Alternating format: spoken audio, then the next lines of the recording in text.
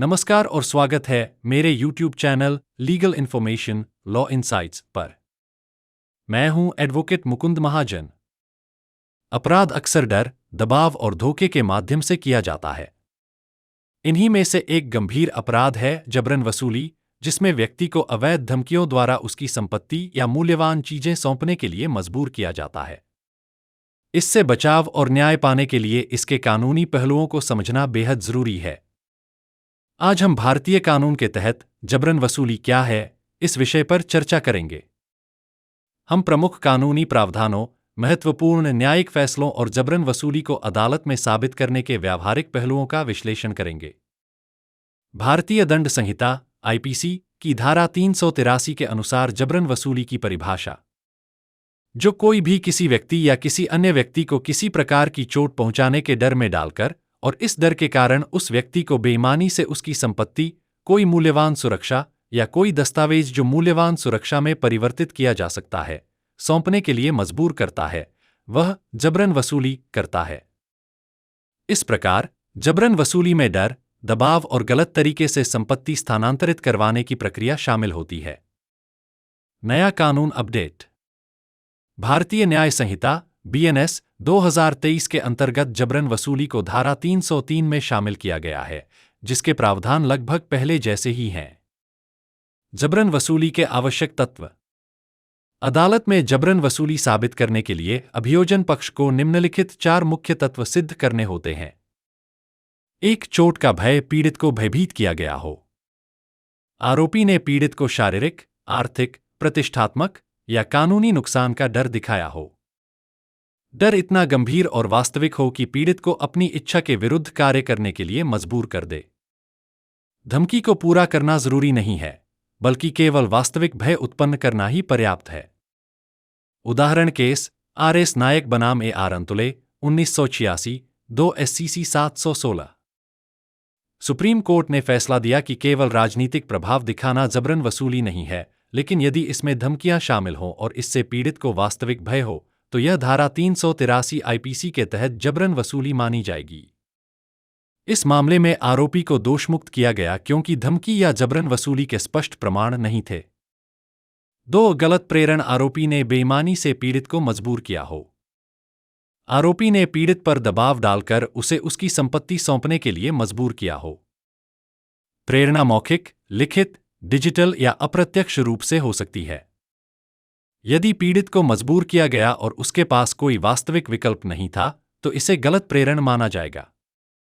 उदाहरण केस: महाराष्ट्र राज्य बनाम रामदास श्रीनिवास नायक, 1982, 2 SCC 463। सुप्रीम कोर्ट ने माना कि यदि कोई सरकारी अधिकारी पुलिस कार्रवाई की धमकी देकर रिश्वत मांगता है, तो यह जबरन वसूली मानी जाएगी। इस मामले में आरोपी को धारा 384 आईपीसी जबरन वसूली की सजा के तहत दोषी ठहराया गया। 3. संपत्ति का हस्तांतरण: पीड़ित ने डर के कारण धन या संपत्ति सौंपी हो। जबरन वसूली तभी पूरी मानी जाएगी जब पीड़ित अपनी संपत्ति, पैसे या मूल्यवान दस्तावेज दबाव में सौंप दे। यह हस्तांतरण प्रत्यक्ष, नकद, संपत्ति या अप्रत्यक्ष, बैंक ट्रांसफर, डिजिटल लेनदेन भी हो सकता है। जबरन वसूली की गई संपत्ति में नकद, गहने, डिजिटल संपत्ति या कानूनी दस्तावेज शामिल हो सकते हैं। उदाहरण केस: सुरेश चंद्र घोषाल बनाम पश्चिम बंगाल राज्य, 2019, 8 SCC 638। सुप्रीम कोर्ट ने माना कि झूठे आपराधिक मामलों की धमकी देना भी आईपीसी के तहत चोट की परिभाषा में आता है। इस मामले में व्हाट्सएप संदेश और कॉल रिकॉर्डिंग जैसे डिजिटल साक्ष्यों ने आरोपी की धमकियों को साबित किया, जिसके आधार पर आरोपी को धारा 384 आईपीसी के तहत दोषी ठहराया गया। 4. बेईमानी की मंशा: आरोपी ने गलत लाभ उठाने के उद्देश्य से कार्य किया हो। आरोपी का इरादा पीड़ित को अनुचित हानि पहुंचाने और खुद को अनुचित लाभ दिलाने का होना चाहिए। अनुचित हानि में वित्तीय, संपत्ति संबंधी या मानसिक नुकसान शामिल हो सकता है।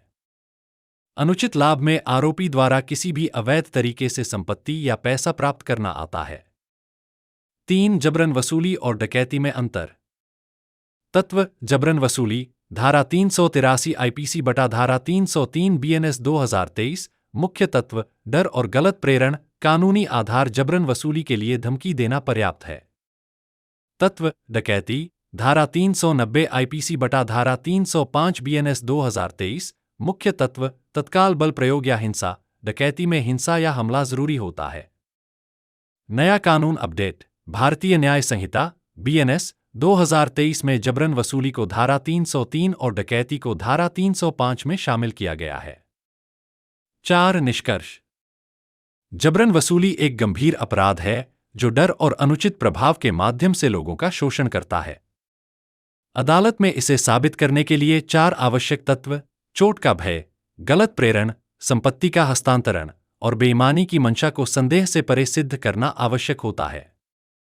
मजबूत साक्ष्य जैसे पीड़ित का बयान, गवाहों के बयान और डिजिटल रिकॉर्ड अभियोजन की सफलता में महत्वपूर्ण भूमिका निभाते हैं। अपने अधिकारों की रक्षा के लिए जबरन वसूली से संबंधित कानूनों को समझना आवश्यक है। यदि आप कभी इस स्थिति में फंसें, तो किसी कानूनी विशेषज्ञ से सलाह लें।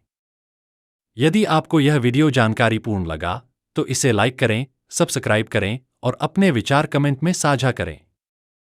नए कानूनी अपडेट्स के लिए बेल आइकन दबाना न भूलें। मैं जल्द ही अगले वीडियो में मिलूंगा।